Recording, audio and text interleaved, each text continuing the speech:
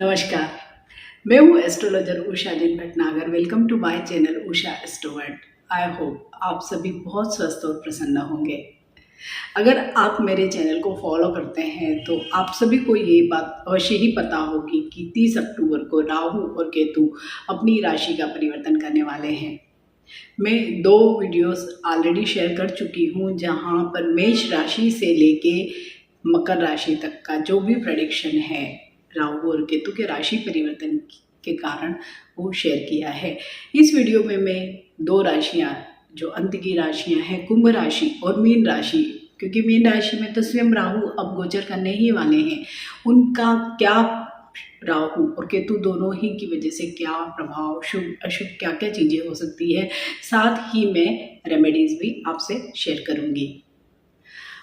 30 अक्टूबर 2023 को 5:42 पर इवनिंग में राहु अपनी राशि का परिवर्तन करेंगे। अभी तो एट प्रेजेंट राहु मेष राशि में गोचर कर रहा है, लेकिन अभी अक्टूबर एंड से मीन राशि जो हमारी राशि चक्र की आखिरी राशि है उसमें गोचर करेगी। तो ये एक पूरा सर्कल इन दोनों ही स्टार्स ने कंप्लीट कर लिया है। मीन्स 18 साल बाद ये वाली स्थितियाँ फिर आई है। मीन्स आपके जीवन में अगर राहु और केतु की वजह से अगर कोई भी चीज़ हुई होगी तो पिछले 18 सालों में जो घटित हुई होगी वही चीज़ें, वही प्रेडिक्शन अब होने वाले हैं। हालांकि उम्र के अनुसार हो सकता है कि चीज़ें डिफरेंट हो, लेकिन फल वही होंगे। तो अभी तक हम देख रहे हैं कि 18 महीने से राहु मेष राशि में गोचर कर रहे थे, जो एक बहुत अच्छा प्रेडिक्शन इन जनरल नहीं हो रहा था। और साथ ही क्योंकि वहाँ पर गुरु भी स्थित है तो गुरु चांडाल दोष का भी निर्माण हो रहा था। तो सभी राशियों ने कहीं ना कहीं राहु और केतु दोनों की ही वजह से अशुभ फल प्राप्त किए। जीवन में कुछ न कुछ प्रॉब्लम्स इन दोनों ही स्टार्स की वजह से अवश्य ही आई होगी। हालांकि सभी लोग अगर ज्योतिष में विश्वास रखते हैं या नॉलेज है तो वो जानते होंगे कि राहु और केतु का एक्चुअल में कोई सोलर सिस्टम में तो ये एग्जिस्ट ही नहीं करते हैं, लेकिन ये हमारे ज्योतिष में सबसे ज़्यादा महत्वपूर्ण इन दोनों ग्रहों को माना गया है। दोनों ही छाया ग्रह माने गए हैं। तो ये जस्ट छाया के ही अनुसार कुछ छलावा या भ्रम जैसी स्थितियां पैदा करते हैं। और इन दोनों का ही नेचर, स्पेशली राहु का जो नेचर होता है वो होता है कि जैसी राशि हो, जैसा नक्षत्र हो, जैसा भाव हो, उसके अनुरूप ही अपना फल देने लगते हैं। तो अभी मेष राशि के स्वामी मंगल है, और राहु और मंगल का जो भी हमें जो नेचर या जो चीज़ें देखते हैं तो वो बिल्कुल ही जस्ट अपोजिट है। इसलिए सभी लोगों को राहु के इस राशि में गोचर की वजह से अशुभ फल ही प्राप्त हुए, लेकिन अब मीन राशि में जाने वाले हैं। हालांकि एट प्रेजेंट राहु और गुरु चांडाल दोष ही चल रहा है, लेकिन अब जो आगे आने वाली जो राशि है वो भी गुरु की ही राशि है। तो इट डजेंट मीन कि वहाँ पे भी वो चांडाल दोष का निर्माण कर रहा है। असल में जो मीन राशि है वो एक द्वि स्वभाव की बहुत ही गंभीर, सरल, सौम्य, विवेकशील राशि है। तो वहाँ पर जब अगर राहु जाएंगे तो डेफिनेटली उनके भी नेचर में, मतलब चीज़ें जो राहु करता है इन जनरल की बहुत ज़्यादा मैनिपुलेशन, छल कपट, ये सारी चीज़ें करेंगे वहाँ पे भी, लेकिन गुरु की वजह से थोड़ा सा कंट्रोल, जैसे होता है ना कि किसी की नज़र है, उस तरीके से ही ये फल देगा। राहु और केतु दोनों ही विपरीत स्वभाव के ग्रह हैं और बिल्कुल एक दूसरे के जस्ट अपोजिट। अगर राहु प्रथम भाव में होते हैं तो केतु 7वें भाव में, मीन्स बिल्कुल ही सप्तम दृष्टि से देखते हैं। तो चीज़ों को बैलेंस भी करते हैं, लेकिन प्रेडिक्शंस भी बहुत अलग दे देते हैं। तो अभी जो हम देख रहे हैं कि ये जो राहु और केतु का जो चेंज आएगा तो वो सभी राशियों के लिए अच्छा क्यों है, क्योंकि एक तो राहु मीन राशि में जा रहे हैं, साथ ही जो पूरे 18 महीने में जिन नक्षत्रों में ये गोचर करेंगे वो सारे ही नक्षत्र, बुध का नक्षत्र, शनि का नक्षत्र, स्वयं राहु के ही नक्षत्र में गोचर करने वाले हैं। तो फल अच्छे ही प्राप्त होंगे। राहु का नेचर, ऐसे तो सोलर सिस्टम में राहु और केतु को जैसे कि राशि चक्र में भी कहीं कोई जगह ही नहीं दी है, कोई राशि ही अलॉट नहीं की गई है, लेकिन फिर भी ऐसा माना जाता है कि राहु की जो राशि होती है वो कुंभ होती है, या वो शनि की तरह ही कार्य करता है, या कुंभ राशि की तरह कार्य करता है। वहीं केतु के लिए कहा जाता है कि ये मंगल की तरह स्वभाव है इसका, तो इसके लिए मेष राशि और वृश्चिक राशि को अच्छा माना गया है, या उनकी जैसा व्यवहार करने वाला एक अदर स्टार इसको माना गया है। ये दोनों ही स्टार धनु राशि, मीन राशि, वृषभ राशि में राहु स्पेशली अच्छा फल देते हैं, वहीं केतु धनु और मीन राशि में अच्छा प्रभाव देते हैं। कुंभ राशि और मीन राशि के लिए तो इनका बहुत ही अधिक महत्व है, क्योंकि इन दोनों ही राशियों में अभी एट प्रेजेंट शनि की 7.5वीं चल रही है। प्रथम चरण और द्वितीय चरण दोनों ही राशियों में चल रहा है, तो वहाँ पर शनि की स्थितियाँ भी है, उसकी वजह से भी कुछ न कुछ राहु कम या ज़्यादा अपने अशुभ या शुभ प्रभाव अवश्य ही देगा। और क्योंकि जैसे हम जानते हैं कि राहु का नेचर बहुत कुछ शनि की तरह ही है, तो अगर आपका जो व्यक्तिगत चार्ट है अगर उसमें भी राहु अच्छी स्थिति में है, गुरु अच्छी स्थिति में है, और साथ ही शनि की अगर कोई 7.5 या इस तरह की कोई चीज़ें नहीं चल रही है, तो आपको अच्छे प्रभाव इसके अवश्य ही दिखाई देंगे। और ये जो भी प्रेडिक्शन मैं आपसे अभी शेयर कर रही हूँ वो गोचर के अनुरूप है, और गोचर हमेशा चंद्र राशि पर आधारित होता है। चंद्र राशि को आप बहुत आसानी से जान सकते हैं। अपना जन्म चार्ट देखिए, बर्थ चार्ट देखिए, वहाँ पर जहाँ पर भी चंद्रमा लिखा उसके आगे क्या नंबर लिखा है। सपोज वहाँ पर अगर 1 नंबर लिखा है, इट मीन्स आपकी मेष राशि है। आप इस तरह से अपनी राशि को बहुत आसानी से जान सकते हैं। अगर नहीं जानते हैं, जन्म समय नहीं जानते हैं, अपना बर्थ चार्ट आपको नहीं मालूम है, तो आप फिर ऐसे केस में जो भी आपका नाम है, जो भी नाम आप यूज़ करते हैं, उस नाम के प्रथम अक्षर के अनुरूप जो राशि आपकी बनती है, आप उसके अनुसार इस प्रेडिक्शन को देखिए। तो आगे इस पूरे ही एपिसोड में मैं आपसे शेयर कर रही हूँ 2 राशियों के लिए राहु और केतु के ये जो 18 महीने अब आगे आने वाले हैं शेयर करूँगी, कुंभ राशि और मीन राशि को। अगर आपकी कोई अन्य राशि है तो आप मेरे 2 अन्य वीडियो को देख सकते हैं, मैं उनके लिंक आपसे डिस्क्रिप्शन में भी शेयर करने वाली हूँ। तो कुंभ राशि के लिए अगर हम बात करते हैं तो राहु का गोचर कैसा रहने वाला है, क्योंकि अभी जो 30 अक्टूबर से राहु गोचर करेगा वो करेगा द्वितीय भाव में। और द्वितीय भाव जैसे कि हम जानते हैं वाणी का भाव होता है, कुटुंब का भाव होता है। कुटुंब मीन्स आपकी एक्सटेंडेड फैमिली, जहाँ पे चाचा मामा ताऊ मीन्स आपकी स्वयं का एकल परिवार नहीं, जो आपके दूर दूर के भी रिश्तेदार होते हैं, उन सब का भाव होता है, वाणी का भाव होता है। तो यहाँ पर अगर राहु बैठेगा तो थोड़े से लिटिल बिट प्रॉब्लम तो करवाएगा ही, क्योंकि राहु का काम ही होता है हर चीज़ों को एक्सपेंड कर देना, भ्रम पैदा कर देना या मिसअंडरस्टैंडिंग पैदा करना, कुछ कन्फ्लिक्ट पैदा करना, इस तरह की चीज़ें। और यहाँ पर हमको इस राहु की वजह से जो भी कुंभ राशि वाले लोग हैं, तो उन लोग को जो भी उनकी एक्सटेंडेड फैमिली है, चाचा मामा ताऊ, उनसे थोड़ा सा बना के रखना बहुत ज़्यादा जरूरी होगा, क्योंकि यहीं से हमें दिखता है कि पैतृक संपत्ति को लेकर कुछ न कुछ डिस्प्यूट्स हो सकते हैं। और अगर पहले से चल रहे हैं तो आप उनको राहु के उकसावे में आकर बढ़ाएं ना, शांति से अगर काम लेंगे तो ज़्यादा अच्छा होगा। क्योंकि राहु हो सकता है आपको कोई शॉर्टकट दे, या आपको कोई इस तरह की बुद्धि दे कि हाँ हम इस चीज़ को इस तरह से निकाल सकते हैं, या हम इस तरह से अपना फ़ायदा कर सकते हैं।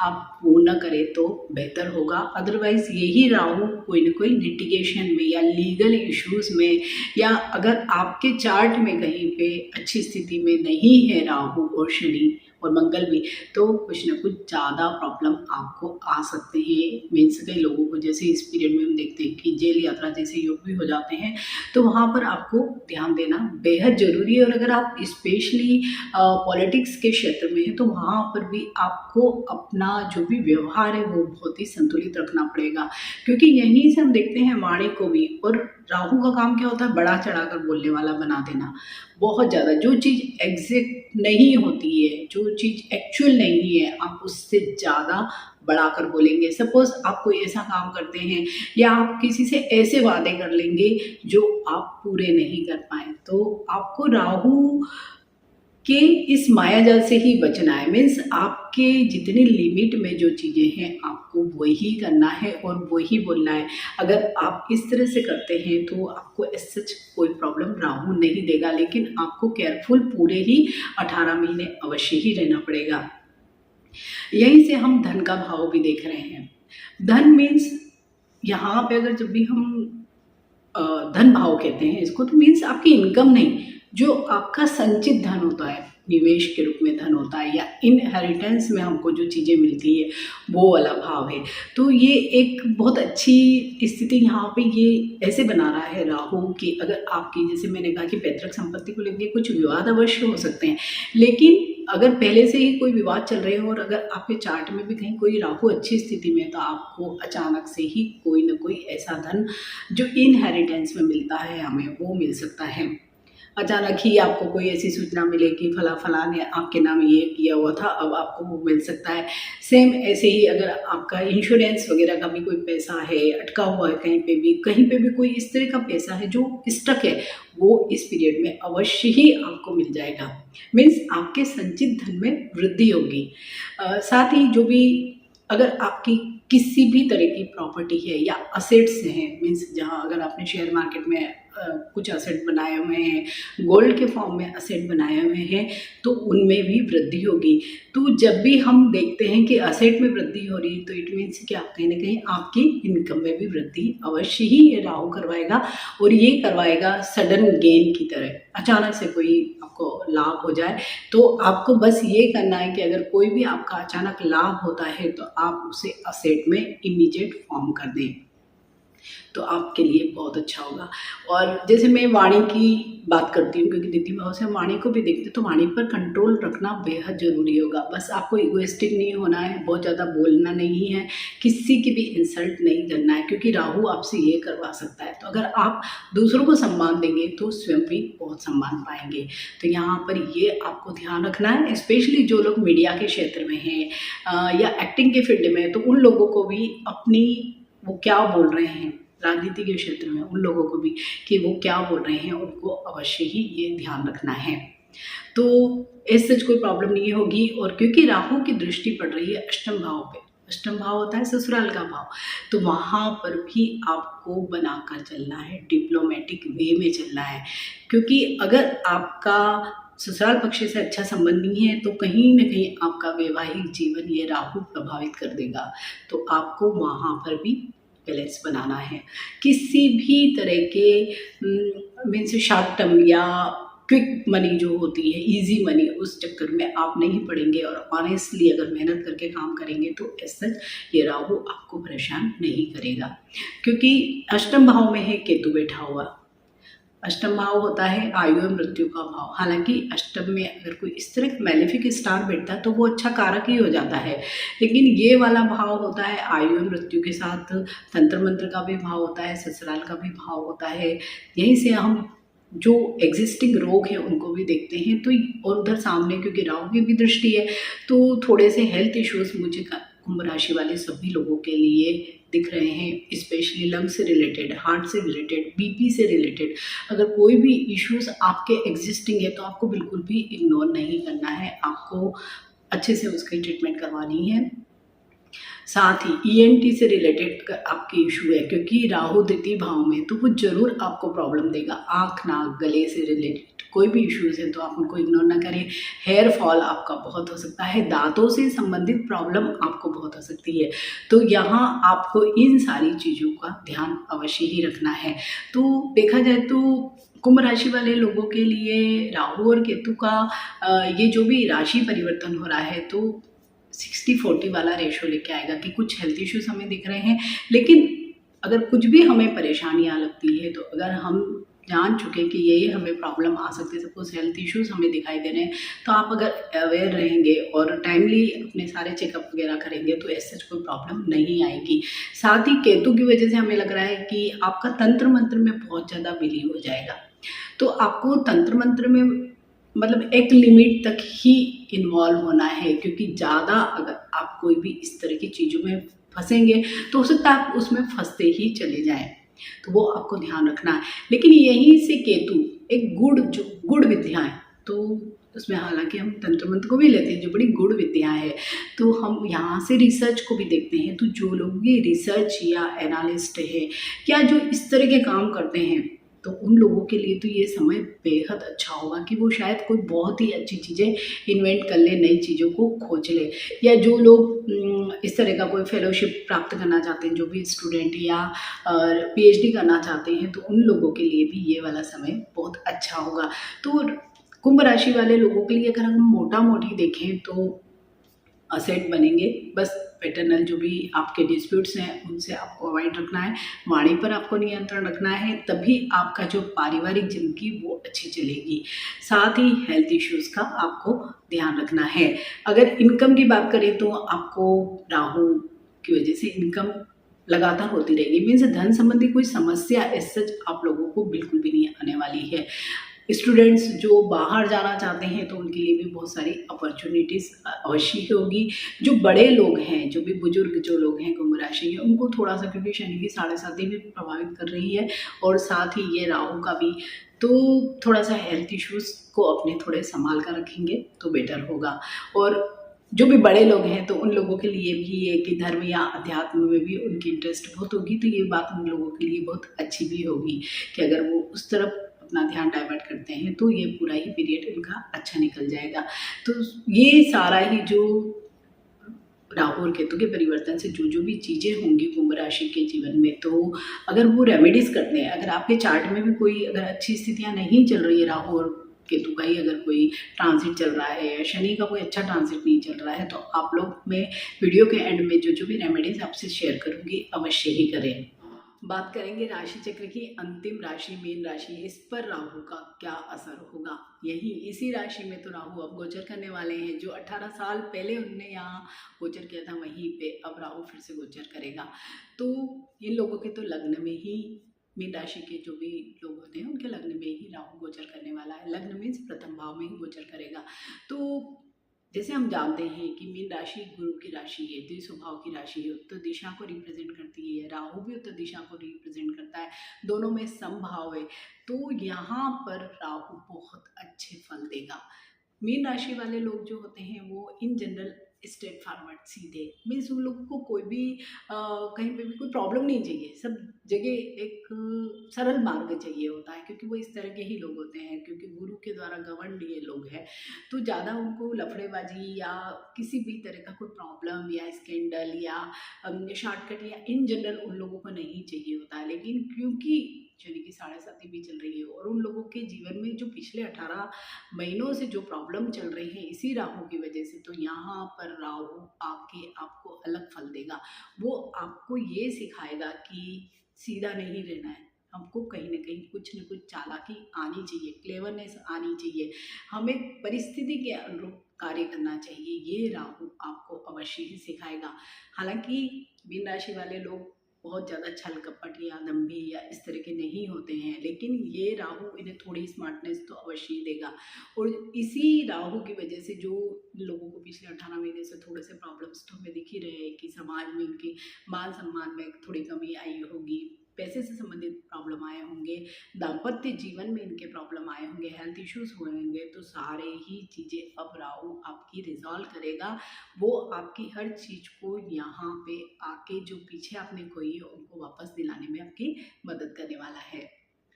तो यही राहु तो कॉन्फिडेंस आपका लौटा देगा जो आपने पिछले 18 महीनों में खो दिया है। तो आप किसी भी काम को आप करने के लिए तत्पर हो जाएंगे और आप अपना निर्णय स्वयं लेंगे।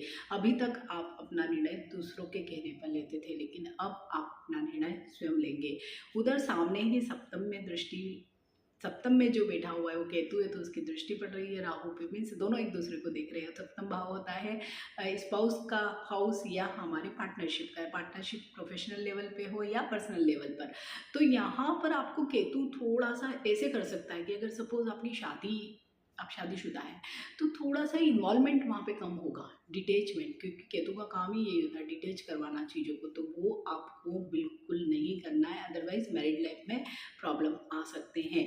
जो लोग शादी को टाल रहे हैं, डिले कर रहे हैं कि नहीं मुझे अभी शादी नहीं करना है, उन लोगों को भी, मीन राशि के सभी लोगों को शादी अवश्य ही इस पीरियड में करना चाहिए, ताकि वो एक मेन स्ट्रीम में आ सके। जीवन का जो भी चीज़ें हैं, चैलेंजेस हैं, गोल है, उनको वो ठीक से निभा सके। क्योंकि केतु हमें ऐसे बना रहा है कि कायर बन जाओ, मीन्स भाग जाओ हर सिचुएशन से, या हर जगह समझौता करने वाला जो आपका तरीका है कि सपोज पार्टनरशिप में आपके कोई प्रॉब्लम हो रही है, आपका कोई बिजनेस है, पार्टनर के साथ कुछ इश्यूज आ रहे हैं, तो आप कहेंगे हाँ हाँ ठीक है तुम जैसे चाहते हो वैसे करेंगे। नहीं, अब आपको एक्शन मोड में आना चाहिए। अपने निर्णय स्वयं लेना चाहिए और साथ ही हर जगह सरेंडर नहीं करना है। केतु की वजह से जो सरेंडर बॉन्ड आ रहा है मीन राशि वाले लोगों को, तो वो नहीं उनको करना है। मीन्स जहाँ पर एक्शन लेने की जरूरत है वहाँ आप एक्शन लीजिए और हर जगह आप समझौतावादी न बने। जहाँ अगर सही बात है तो अपने बात को रखिए सामने, और अगर जहाँ लगता है कि हाँ यहाँ समझौता करना है तो वहाँ आप कर सकते हैं। ठीक ऐसे ही पर्सनल लाइफ में भी होगा कि अगर बहुत ज़्यादा कलरफुल पर्सनल लाइफ है, वहाँ पे आपको लगता है कि चीज़ें नहीं ठीक हो सकती है, तो आप आगे भी बढ़ सकते हैं, या मतलब अपने टर्म्स एंड कंडीशंस पे अपने रिश्तों को आप आगे बढ़ाएं। तो मीन राशि वाले सभी लोगों के लिए यही सलाह है कि इस पीरियड में जरूर थोड़ा सा एक्टिव हो, कि अगर विवाहित नहीं है तो अवश्य भी विवाह करें। प्रेम संबंधों में भी थोड़ा सा आपकी उदासीनता आपके प्रेम संबंधों को आपसे दूर कर सकता है। लेकिन राहु और केतु का जो ये पूरा जो 18 महीने का गोचर होगा ना, मीन राशि वाले लोगों के लिए बहुत अच्छा जाने वाला है। फाइनेंशियली इन लोगों को कोई प्रॉब्लम नहीं होगा, हेल्थ इश्यूज इन लोगों को कोई नहीं हमें दिखते हैं। साथ ही समाज में जो भी मान सम्मान पद प्रतिष्ठा होती है, या बच्चों की तरफ से हमें अगर कोई भी चीज़ें देखनी है, साथ ही राहु हो सकता है कि आपको हर जगह सडन गेन भी करवा दे, भले वो जो स्टूडेंट हैं उनके लिए, या जो दूसरे हम अगर करियर में है, जॉब में है, बिजनेस में, तो उन लोगों के लिए भी सडन गेन की बहुत सारी स्थितियाँ दोनों ही राहु और केतु आपको करवा सकते हैं। अगर फिर भी आपके चार्ट में कोई प्रॉब्लम है और बहुत सारी मुश्किलें आती हैं, तो आप राहु और केतु की कॉमन रेमेडीज कर सकते हैं। राहु के लिए जो सबसे अच्छी रेमेडी होती है कि नहाने के पानी में आप एक पिंच हल्दी का मिलाकर नहाइए, तो भी आपका राहु कहीं ना कहीं पॉजिटिव हो जाता है। ब्लैक कलर और ब्लू कलर जितना आप अवॉइड करेंगे उतना अच्छा होगा। साथ ही अगर ज़्यादा आपको प्रॉब्लम है तो आप गोमेद भी पहन सकते हैं। इसके अलावा माँ छिन्नमस्ता देवी का मंत्र आप अगर रोज रिसाइट नहीं कर सकते तो एटलीस्ट आप उसे सुनिए, तो भी आपको बहुत अच्छा फल मिलेगा। और राहु के पीरियड में सबसे ज़्यादा जो प्रॉब्लम होती है कि हम बहुत ज़्यादा अनऑर्गेनाइज्ड हो जाते हैं, एक्टिव नहीं रहते हैं। तो आप जितना ऑर्गेनाइज्ड रहेंगे, आप खुद भी अपना घर भी आप जितना ऑर्गेनाइज रखेंगे, नीट एंड क्लीन रखेंगे, ड्राई रखेंगे, तो आप देखेंगे कि राहु का उतना ही बैड इम्पैक्ट आप लोगों पर कम होगा, स्पेशली कुंभ राशि वाले लोगों को। और क्योंकि कुंभ राशि वाले लोगों को थोड़े से हार्ट इश्यूज इस राहु की वजह से मुझे ज़्यादा दिखाई दे रहे हैं, तो उन लोगों को पूरे ही साल महामृत्युंजय, पूरे 1.5 साल इनफैक्ट महामृत्युंजय मंत्र का या तो जाप करना चाहिए, या उनको अवश्य ही रोज सुनना चाहिए, या लघु रुद्र का पाठ करना चाहिए, या रुद्राभिषेक करवाना चाहिए। इसके अलावा अगर बहुत नेगेटिविटी है तो आप रोज शिवलिंग पर जल चढ़ाएं, और अगर आप दूध मिश्रित जल चढ़ाते हैं तो आपकी नेगेटिविटी बहुत कम हो जाएगी।